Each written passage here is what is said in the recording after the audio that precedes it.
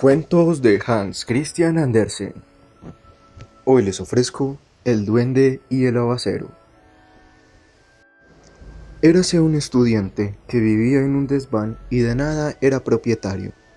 Érase también un aguacero que vivía en una habitación decorosa y era propietario de toda la casa.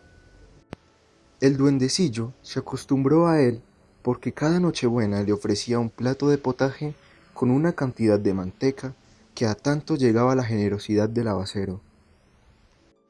De modo que el duendecillo vivía en la tienda de provisiones muy a sus anchas.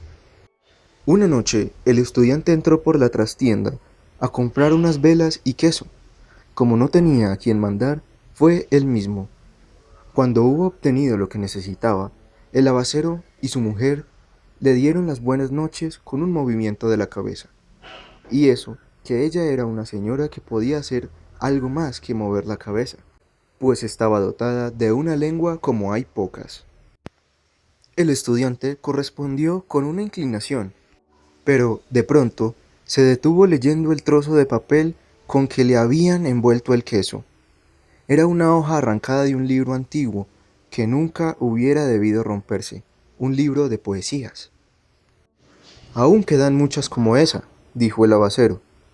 Me lo cedió una vieja por unos gramos de café. Si me das 4 cuartos, tendrás lo que falta. Gracias, dijo el estudiante. Cámbiamelo por el queso, que yo bien puedo comer el pan solo con manteca. Sería una lástima romper el libro a trozos. Es usted un buen hombre, un hombre práctico, pero de poesía está tan ayuno como esta tina.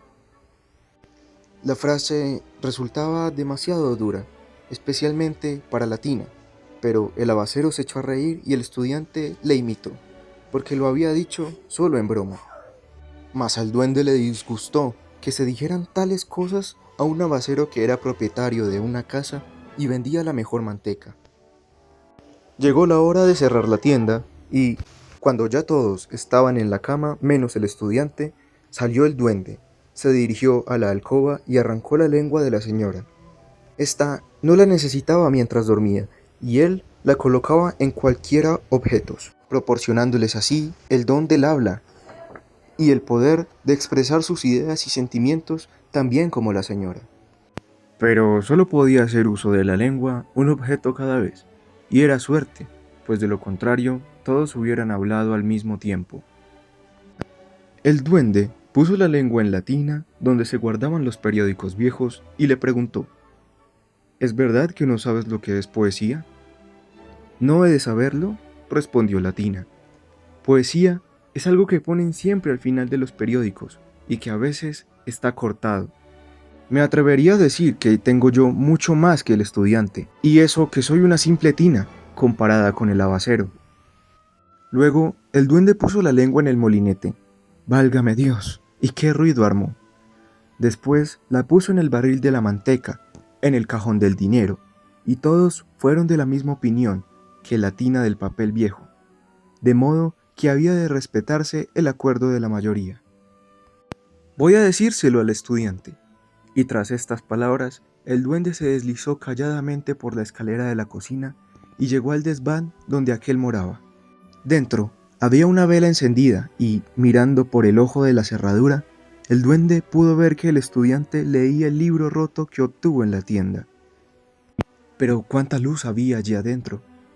Del libro salía un vivo resplandor que formaba un tronco rematado en un frondoso árbol de ramas extendidas sobre el estudiante.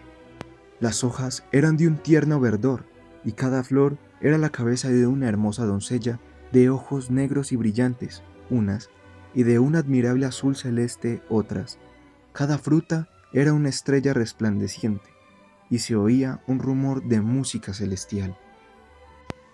Nunca el duendecillo había visto ni oído tal maravilla, ni siquiera en sueños, y allí permaneció, de puntillas y con un ojo en el agujero de la cerradura, mirando hasta que la luz del desván se extinguió. Probablemente el estudiante la apagó para irse a dormir, mas no por eso se marchó el duende, pues aún seguía deleitando sus oídos la suave música, que sonaba como un arrullo para que el estudiante conciliara el sueño. ¡Qué habitación tan prodigiosa!, comentó el duende. Nunca lo hubiera sospechado. Me gustaría vivir con el estudiante, pensó, pero después de mucho pensarlo, suspiró. El estudiante no tiene potaje. Y alejóse. Sí, volvió a bajar a la abacería. En buena hora lo hizo, pues poco faltaba para que la tina gastase del todo la lengua de la señora.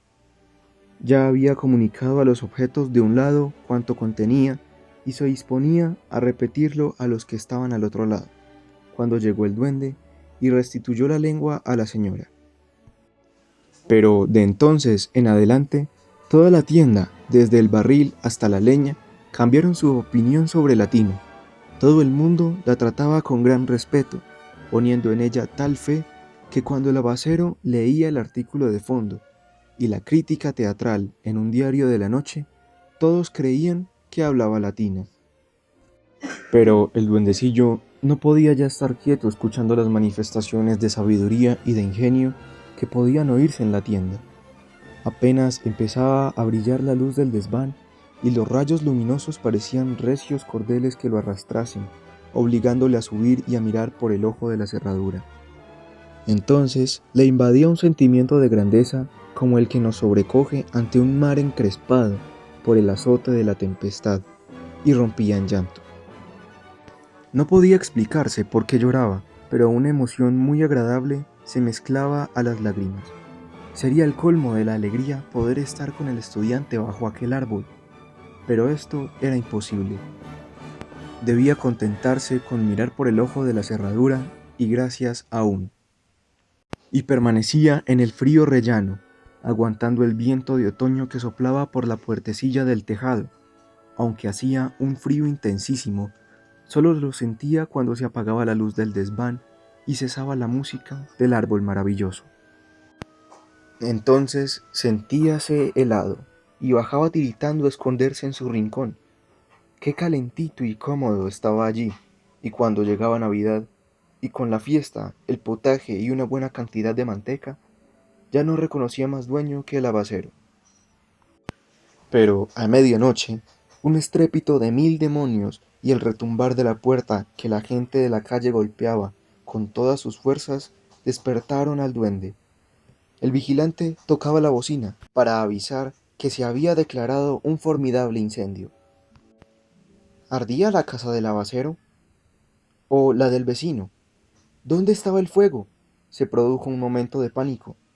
Tan alarmada estaba la mujer del tendero que se quitó de las orejas sus pendientes de oro para guardarlos en el bolsillo y salvar al menos alguna cosa. El abacero se lanzó a recoger los billetes de banco, y la criada solo pensó en el chal de seda que tantos ahorros le había costado. Cada uno procuraba salvar lo mejor que tenía, y el duende, que quería hacer lo propio, subió en 4 saltos la escalera y se plantó en la habitación del estudiante, el cual permanecía tranquilamente en la ventana contemplando el violento incendio que devoraba la casa de enfrente. El duendecillo tomó el libro de la mesa y se lo puso en la pelirroja cabeza, apretándolo con ambas manos, seguro de haber salvado el más grande tesoro de la casa.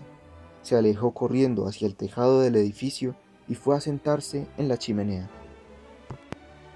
Allí permaneció, alumbrado por las llamas del incendio de la casa del vecino, apretando con las manos su tesoro contra la pelirroja cabeza, y solo entonces supo dónde estaba su corazón y a quién realmente pertenecía.